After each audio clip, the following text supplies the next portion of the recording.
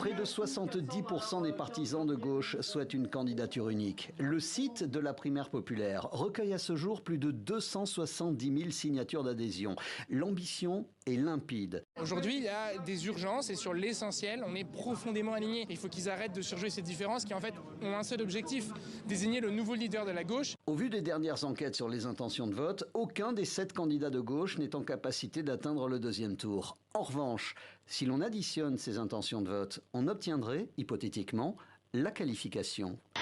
Ce projet a été relancé il y a 4 jours par l'intervention surprise de la candidate socialiste dans un journal télévisé. Une proposition d'union de la gauche qui est désormais devenue la clé de voûte de ces interventions. J'ai proposé publiquement, sincèrement, le seul chemin qui permette de se rassembler aujourd'hui, celui de la primaire avant le premier tour. C'est Arnaud Montebourg. Un autre candidat est pour ce rassemblement et il s'est filmé en train d'appeler ses adversaires et amis. Bonjour Jean-Luc, c'est Arnaud Montebourg. Bonjour Fabien, c'est Arnaud Montebourg. Bonjour Yannick, c'est Arnaud Montebourg. Aucun de ces candidats n'a daigné décrocher lors de cette séquence gênante. Mais devant d'autres caméras, les réponses ont été cinglantes.